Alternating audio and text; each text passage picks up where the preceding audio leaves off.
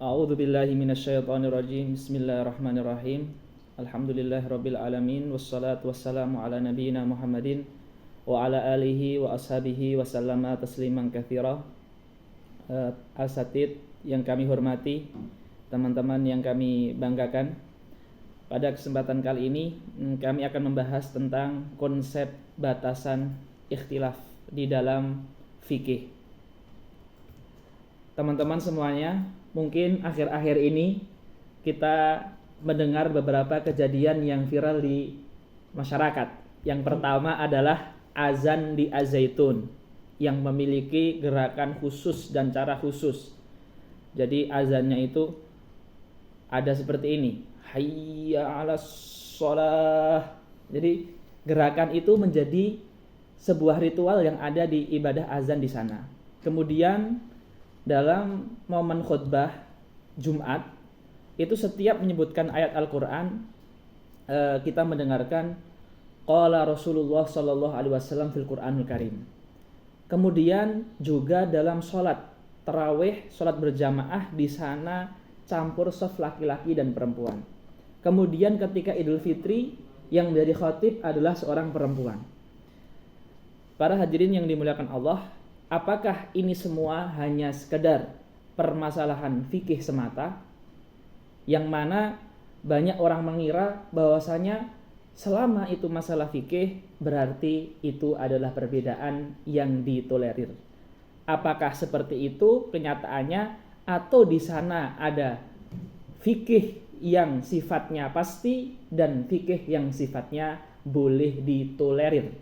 Nah, inilah yang akan menjadi pembahasan kami, yaitu konsep untuk menentukan mana fikih yang perbedaan fikih yang diterima dan mana perbedaan fikih yang menyimpang. Jadi tadi adalah contoh ya yang sedang viral di masyarakat. Taib. Apakah semua fikih itu ikhtilaf atau perbedaan? Atau apakah semua perbedaan yang ada di fikih itu bisa ditolerir? Lah, di sini Al-Imam Badruddin Az-Zarkasi dalam kitab Al-Bahrul Muhit mengatakan bahwasanya nahnu na'lamu anna masailal ijma'i aktsar min isrina alfa masalah. Kami telah meyakini bahwasanya permasalahan ijma' itu lebih banyak dari 2000 masalah. Ya. Kemudian beliau mengatakan wa yabqa qadru alfi mas'alatin hiya min masailil istihad. Dan ada 1000 masalah yang itu merupakan masalah istihad. Jadi dari pendapat Imam Zarkasi di dalam Bahrul Muhit bahwasanya permasalahan fikih yang disepakati yang tidak boleh berbeda itu 20 kali lipat lebih banyak. Ya, 20 kali lipat lebih banyak daripada yang boleh berbeda pendapat. Berarti di sana ada banyak permasalahan fikih, bukan akidah, tetapi di sana kita tidak boleh untuk berbeda. Nah, maka dalam menanggapi kejadian-kejadian di masyarakat, ya agar orang tidak mudah toleran karena itu fikih, maka kita harus meletakkan batasan-batasan mana perbedaan yang kita terima dan mana perbedaan yang tidak kita terima. Maka kita simpulkan di dalam fikih itu ada 2 hal.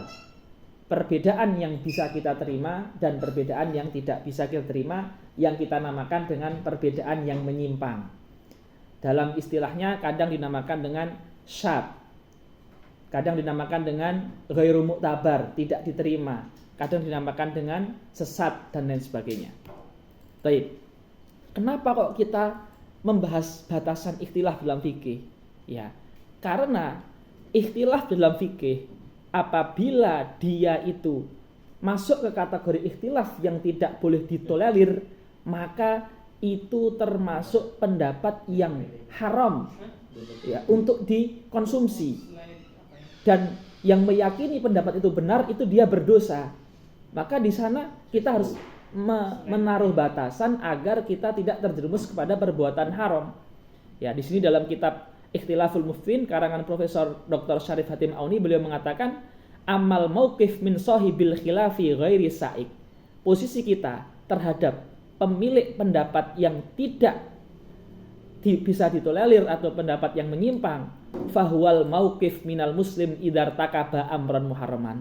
Posisi kita seperti ketika menemui orang yang berbuat haram. Nah, maka itu dikategorikan perbuatan haram dan berdosa. Maka harus ada di sana aktivitas amar ma'ruf nahi mungkar. Nah, karena itu haram, disinilah letak urgensi konsep batasan ikhtilaf di dalam fikih. Hadirin yang dimuliakan Allah Subhanahu wa taala, selanjutnya kita akan memulai dengan konsep batasan ini yang mana kami rangkum di kurang lebih 5 poin. Ya. Ikhtilaf yang mu'tabar versus ikhtilaf yang menyimpang.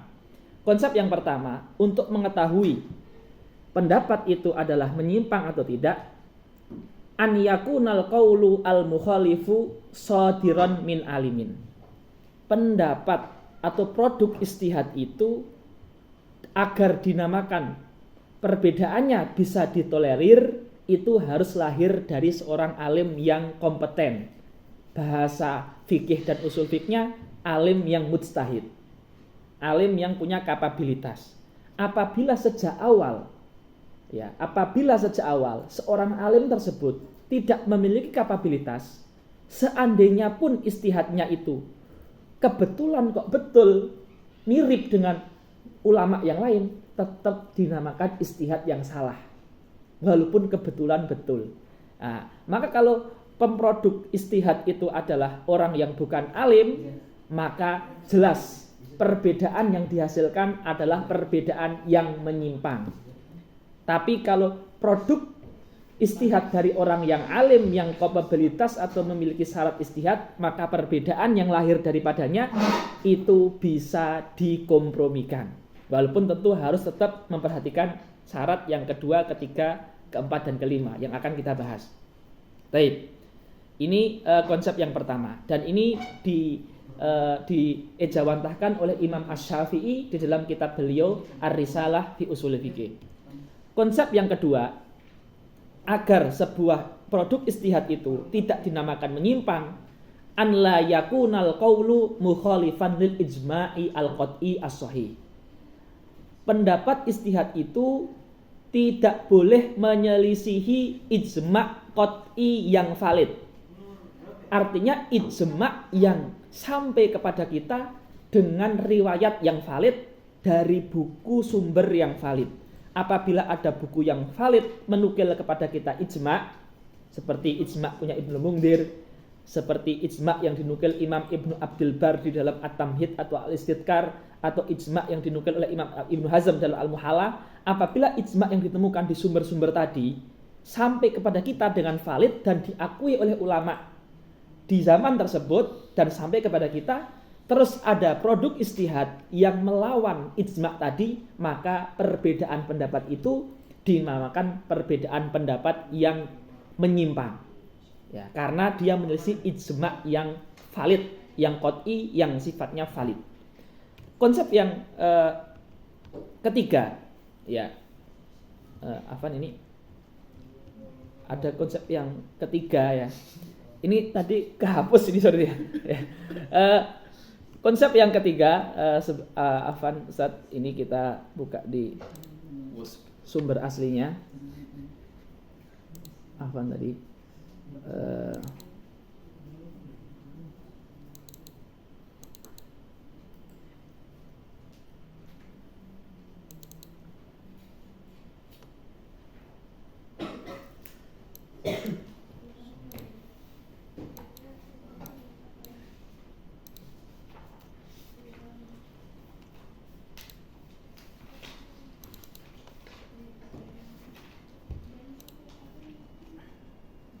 Konsep yang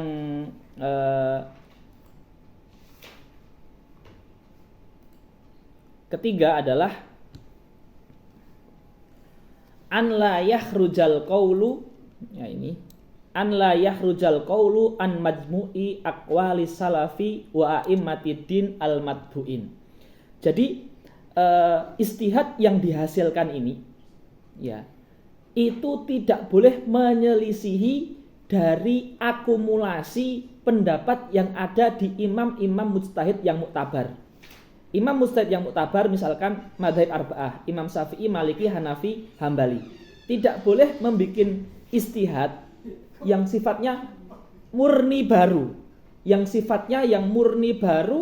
yang tidak ada kemiripan, ya, tidak memiliki sandaran dari pendapat sebelumnya. Ya, jadi tetap ijtihad yang baru itu pun harus memiliki landasan dari ulama mujtahid yang telah lampau, ya, dengan sistem yang namanya qiyas. Lah, kalau dia melakukan analogi tanpa ada yang dikiaskan, lah itu tidak boleh. Kemudian konsep yang nomor 4, ya, an la yakunal qaulul mukhalifu shadiran an aslin ghairi mu'tabarin. Tidak boleh produk fatwa itu dihasilkan berdasarkan kaidah usul fikih bikinan sendiri. Jadi dia memiliki kaidah sendiri seperti apa landasan ijtihadmu? Landasan ijtihadku adalah metode Soekarno yang viral di medsos. Itu namanya membuat usul fikih sendiri. Jadi seandainya pun hasilnya itu kok sesuai ada dengan seorang ulama tertentu, tetap dinamakan pendapat ini menyimpang. Karena alat usul fikihnya saja, pabriknya saja itu sudah nggak diterima. Jadi ijtihad yang diterima harus berdasarkan kaidah usul fikih yang sudah terverifikasi. Usul fikihnya Syafi'i, usul fikihnya Hanafi, usul fikihnya Hambali, atau Maliki, atau Dohiri.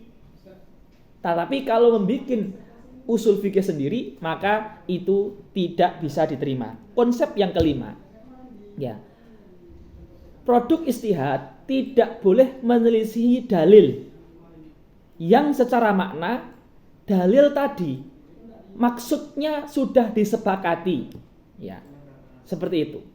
Jadi an la yakunal qaulu mukhalifan li dalilin thabitin wa dhil qat'iyati fi dalalah. Dalil ini walaupun dalilnya mungkin hadis ahad atau dalilnya mungkin hadis yang tidak sampai derajat mutawatir, tetapi makna hadis tadi itu ulama menyepakatinya atau melakukan ijma' qat'i terhadap makna dalalah dari hadis ahad tadi. Ketika hadis itu secara makna sudah disepakati, maka tidak boleh ada ijtihad yang menyelisih dari makna yang terkandung dari hadis tadi walaupun hadisnya tidak ahad.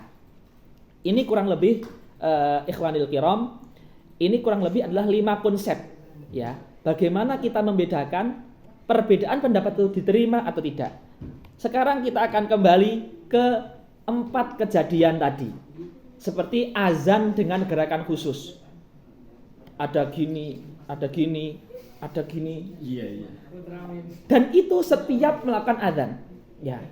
Ini bisa kita katakan menyelisihi kaidah yang kelima atau ketiga, yaitu apa? Menyelisihi ijma' yang sudah disepakati dari masa ke masa.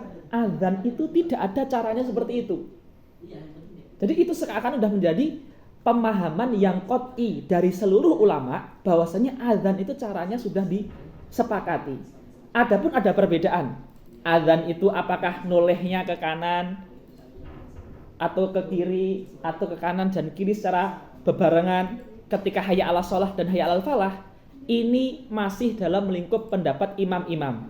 Ini yang menurut Maliki, ini menurut Syafi'i. Tetapi azan dengan model gerakan yang baru murni, tidak ada satu ulama yang muktabar pun yang mirip dengannya, maka itu bisa digolongkan sebagai produk ijtihad yang menyimpang.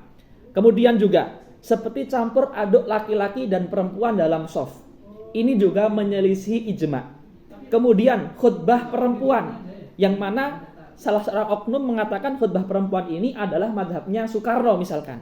Dia telah membuat kaidah usul fikih sendiri dan itu otomatis membuat produk ijtihadnya adalah menyimpang.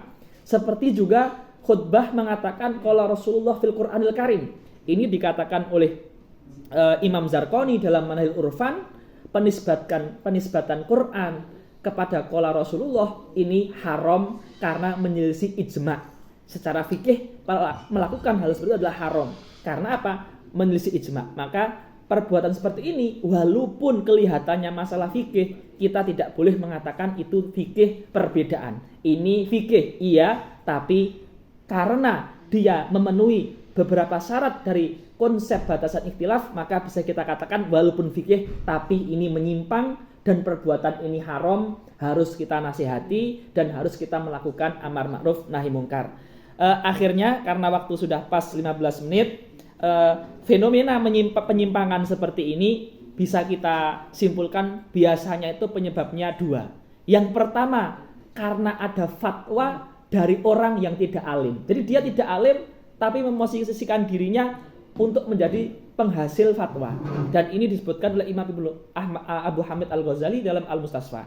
Terus penyebab kedua biasanya membuat kaedah fatwa sendiri sehingga tidak mengikuti pakem yang ada. Jadi biasanya fenomena penyimpangan ini kalau nggak karena orang yang nggak alim yang maju, biasanya mungkin dia alim, tapi dia bikin kaedah sendiri, kaedah baru, usul fikih baru.